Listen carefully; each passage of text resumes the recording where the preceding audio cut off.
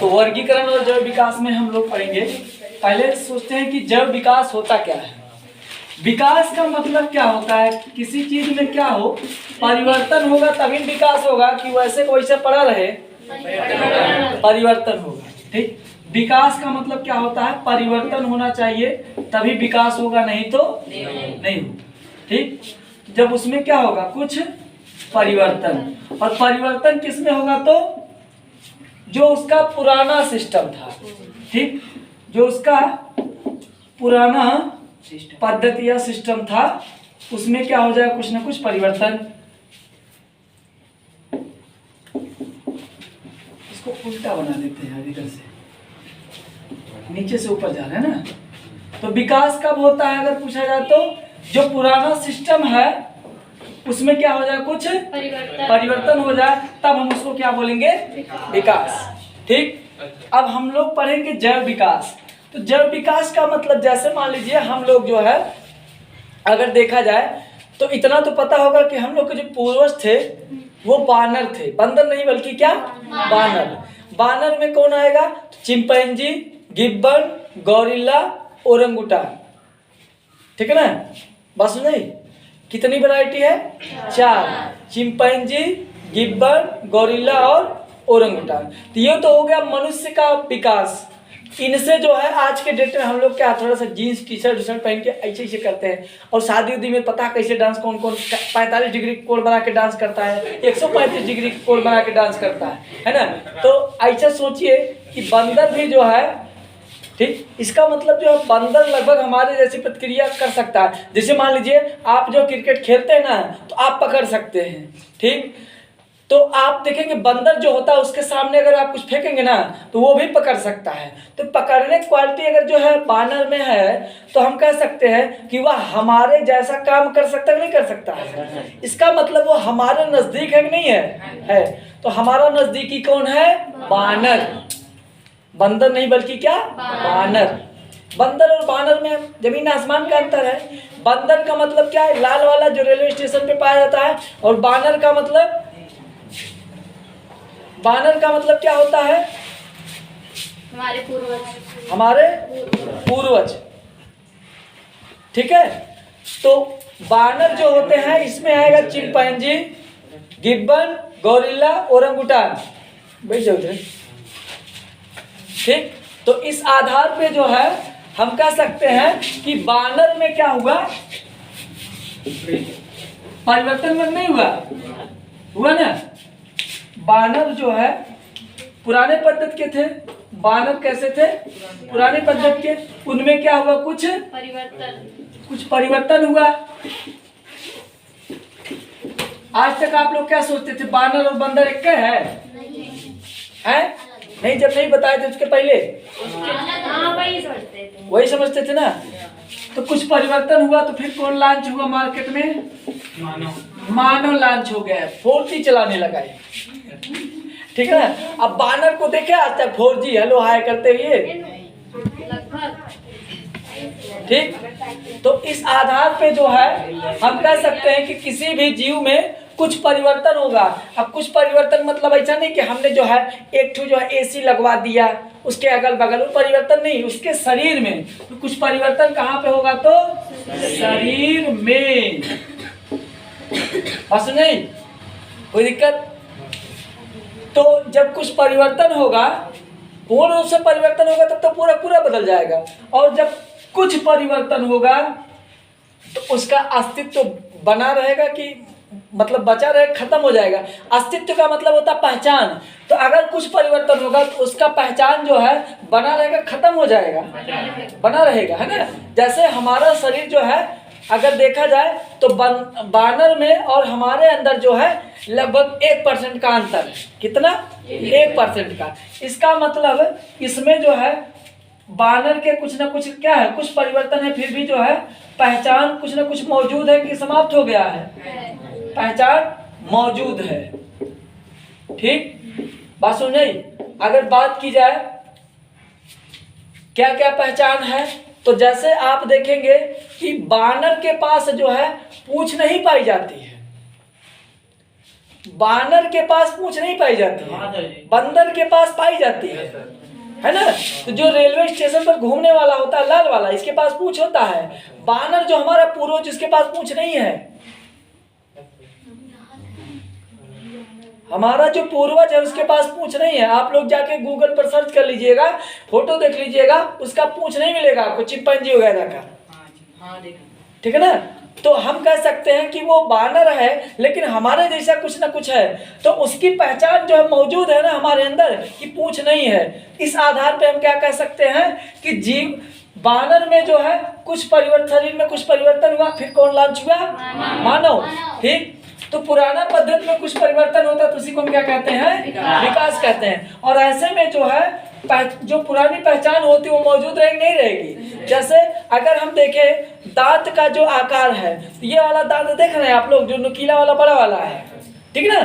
तो ये नुकीला वाला जो दांत है, अगर इसको आप देखेंगे तो ये जो है बेसिकली फाड़ने का काम करता है, ठीक ना। दांत हमारे शरीर में जो है सबसे पीछे कौन पाया जाता है? मोलर, उसके बाद प्रीमोलर, फिर कैनाइन और फिर इंसाइजर, ठीक ना। जिसको हम लोग क्या बोलते हैं? चवर्णक, अग्रचवर्णक, कृंतक और रदनक। हिंदी में 4 नाम भी, अंग्रेजी में 4 नाम है, ठीक ना। लेकिन अंग्रेजी में याद करना आसान है।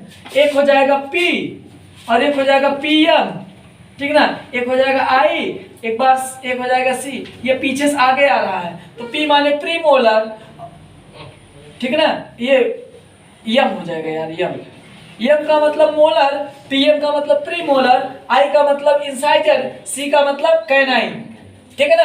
अगर हमारे शरीर में दांत देखा जाए तो 32 है, बानरों में पाया जाता था 36, 18 ऊपर 18 नीचे। लेकिन हमारे अंदर कितना, वो उनमें नहीं यार, उनमें जो है 38 था, वो हाँ 36 था। 18 ऊपर 18 नीचे। हमारे अंदर कितना है? 16 ऊपर 16 नीचे, 32। तो हम कह सकते हैं कि हमारे जो नुकीला वाला दांत है चीज़ों को फाड़ने का काम करता है। वहीं उनमें क्या पाया जाता था कि जो आदिमानव थे उनका ये दांत ज़्यादा नुकीला था, ठीक है ना। तो फाड़ने वाली क्वालिटी जो उनके अंदर भी थी हमारे अंदर भी है, लेकिन हमारा कम हो गया, उनका ज़्यादा था, ठीक। तो वहाँ पे वो मांसाहारी जीवन व्यतीत करते थे और कच्चा मांस वगैरह खाते थे। तो कच्चा मांस जो है आप देखेंगे कि वो लचीला होता है, तो लचीला चीज़ जल्दी टूटता नहीं है। आप तोड़ के देखिए कोई भी लचीला, जैसे आपका पेन ही होता है, जो लचीला होता है वो टूटता है?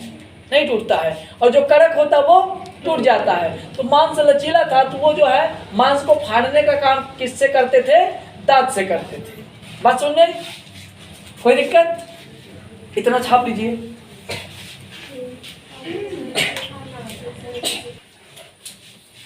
तो लिखिएगा जीवों के शारीरिक संरचना, जीवों के शारीरिक संरचना में कुछ परिवर्तन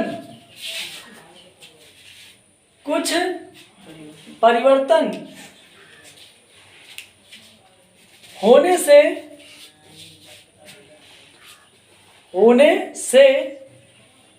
जैव विकास होता है। अर्थात किसी जाति के जीव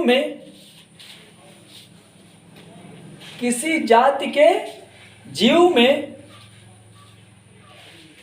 कोई नया अंग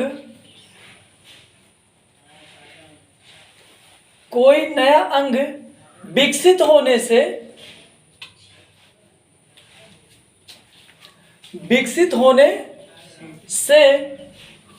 उसके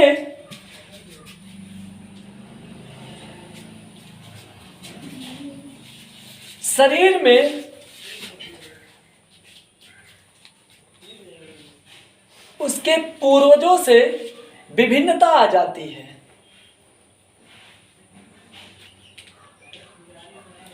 उसके पूर्वजों से विभिन्नता आ जाती है।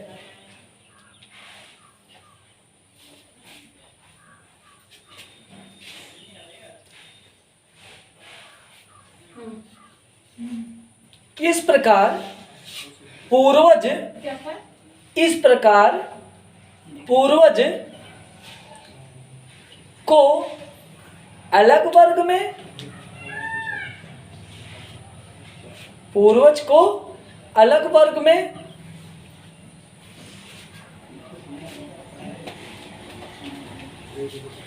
तथा विकसित जीव को अलग वर्ग में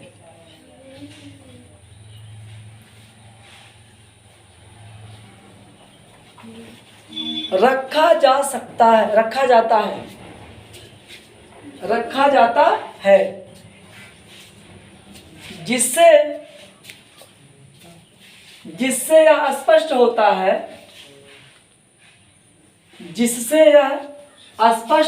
है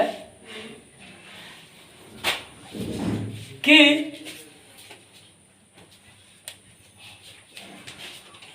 जैव विकास के कारण ही वर्गीकरण की आवश्यकता पड़ती है। मतलब अगर कोई नई वैरायटी नहीं उत्पन्न होगी तो अलग अलग ग्रुप में रखने की जरूरत पड़ेगी नहीं। तो जब विकास होगा तभी जो है वर्गीकरण की आवश्यकता पड़ेगी, नहीं तो नहीं पड़ेगी। विकास के कारण ही वर्गीकरण की आवश्यकता पड़ती है।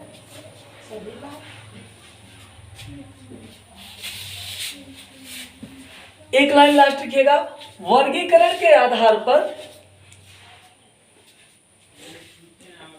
जीवों को जानना, पहचानना एवं याद रखना, जीवों को जानना, पहचानना एवं याद रखना आसान एवं सुविधाजनक होता है।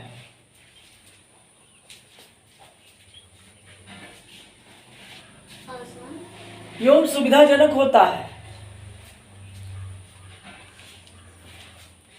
जैसे एग्जाम्पल के तौर पर अगर हम देखें तो हम कह सकते हैं कि कशेरुकी प्राणी किसे कहेंगे। तो कशेरुकी का मतलब क्या होता है? जिनमें रीढ़ का हड्डी पाया जाएगा सबको उठा के किस कैटेगरी में डाल देंगे? कशेरुकी में। ठीक ना। कशेरुकी वर्ग जो वर्टिब्रेटा है, जितना जानवर में रीढ़ का हड्डी पाया जाता है उसको हम किस में डाल देंगे? कशेरुकी में। दूसरा वर्ग क्या बनेगा? आकशेरुकी, जिसमें रीढ़ का हड्डी नहीं पाया जाता सबको किसमें घुसेड़ देंगे? ले जाके आकशेरुकी में। तो यहाँ पे हम कह सकते हैं कि वर्गीकरण जो है कुछ लक्षण के आधार पे होता है कि चेहरा देख के, लक्षण देख के, है ना। जैसे परीक्षा में नंबर मिलता है तो चेहरा देख के नंबर मिलता है। परीक्षा देने के बाद कॉपी जमा हो जाती है तो वहाँ किसका चेहरा ऐसे लगा है? 56 इंच का सीना लेके मोदी टाइप का लगा है? नहीं लगा है। तो इस आधार पे हम क्या कह सकते हैं कि लक्षण के आधार पर वहां पे देखा जाता है लक्षण, इसका आंसर सही आया है, हाँ ये पढ़ने लायक लड़का है, ये पढ़ने वाला, ये अलग मामला है कि उसका कॉपी दूसरा लिखा है। ठीक है ना। रामकली कॉपी जो है चंपाकली लिखी है। ठीक।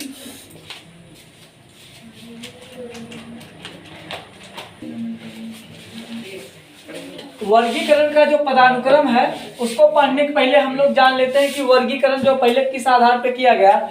तो 5 जगत वर्गीकरण, मतलब जिसमें जो है 5 वर्गों में जीवों को बांटा गया। कितने वर्ग में? 5। तो उसका मतलब बंटवारा किसने किया था? तो विटेकर ने। विटेकर ने जो किया था बंटवारा, Monera, protista, fungi, Plantae, Animalia. Monera में बैक्टीरिया वगैरह आता है, प्रोटिस्टा में आपका आ जाएगा यूग्लिना वगैरह, ठीक। फंजाई में आपका कवक वगैरह आता है, प्लांटी में पेड़ पौधा आता है, एनिमलिया में सभी जानवर आते हैं, जंतु। बस नहीं। फिर बाद में जो एक कार्ल वुश नाम के वैज्ञानिक आए, उन्होंने क्या किया, कहा कि मोनेरा में जो दो टाइप का बैक्टीरिया है। मोनेरा के अंतर्गत कौन आता है? तो बैक्टीरिया आते हैं। कौन आता है? बैक्टीरिया। इन्होंने कहा ऐसा है, बात तो सही है, मोनेरा में जो है 2 टाइप का बैक्टीरिया मिलता है, एक आर्की बैक्टीरिया और ये एक यू बैक्टीरिया। आर्की बैक्टीरिया जो है बहुत पुराना है। कैसा है ये? बहुत पुराना, मतलब सबसे पुराना हम कह सकते हैं, बहुत या सबसे पुराना जीव। बात सुन नहीं। और ये जो यू बैक्टीरिया है ये बाद का है। ये कब का है? बाद का बैक्टीरिया है। तो बैक्टीरिया में भी जो है, जो अगर देखा जाए आर्की बैक्टीरिया यू बैक्टीरिया में अंतर क्या है, तो एक चीज ध्यान दीजिएगा कि आर्की बैक्टीरिया जो है जितने तापमान पे रह सकता है, जहां रह सकता है, हमारी आपकी तुरंत मौत हो जाएगी। हम लोग ऑक्सीजन सांस लेते हैं ना, ये मेथेन लेता है CH4। आर्की बैक्टीरिया मेथेन सांस लेता है। ठीक, हम और आप जो है 40 डिग्री टेम्परेचर पर बोलते हैं गर्मी बर्दाश्त नहीं हो रहा ना, ये जो है 90 डिग्री सेंटीग्रेड वाले ताप पानी में जो है ना बरस मंजन करता है अपना, मतलब 90 डिग्री तापमान सहन कर सकता है। बात सुन रही? हम और आप जो है नमक अगर ज्यादा खा लेते हैं तो अंदर से गलने लगते हैं, ये नमक के अंदर घुस जाएगा तब भी इसका कुछ नहीं बिगड़ेगा। ये क्वालिटी इसके अंदर। और जो यू बैक्टीरिया है ये हमारे आपके जैसा है, तो हमारे आपके शरीर में जो है ना, अब सोचिए 90 डिग्री अगर तापमान सहन कर सकता है तो हमारे आपके शरीर में घुसेगा, इस पार से घुसेगा उस पार निकलेगा। 90 डिग्री पानी उबल जाता है 100 डिग्री पे, तो सोचिए अगर उबला हुआ पानी आपके शरीर पे डाल दिया शायद चमड़ा बड़ा गायब दिखेगा, है ना। और यू बैक्टीरिया जो हमारे आपके शरीर में रोग उत्पन्न करता है, कौन उत्पन्न करता है? तो यू बैक्टीरिया। आर्की बैक्टीरिया नहीं उत्पन्न करता, क्योंकि वो ऐसे जगह रहता है जहां हमारा आपका रहना संभव नहीं है। अगर ये हमारे आपके शरीर पर अटैक कर देगा तो शरीर को शरीरा बना देगा। बस सुने। तो अब यहाँ पे जो है मोनेरा में 2 ग्रुप बन गया, इसके बाद बचा था कितना? 1 2 3 और 1 4, क्योंकि मोनेरा में ही डिवाइड हुआ है 2, बाकी सब में वैसे कैसे है, तो 1 में 2 बन गया, बाकी 4 बचे थे। 2 + 4 कितना हो जाएगा? 6। तो कार्ल वुज ने जो है कितना जगत का वर्गीकरण दिया था? 6 जगत का। बात सुन नहीं? कोई दिक्कत? मिटा ले इसको, ये भी छापेंगे, छाप लीजिए जल्दी करिए। अब हेडिंग डालिएगा वर्गीकरण के उपसमूह। वर्गीकरण के उपसमूह। बनाने वाले बिगाड़ना हो क्या?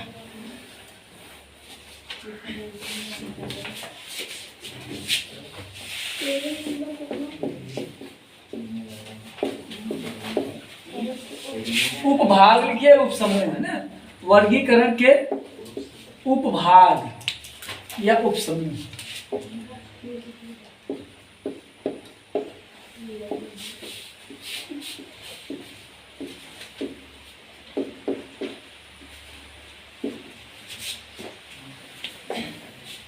हो गया?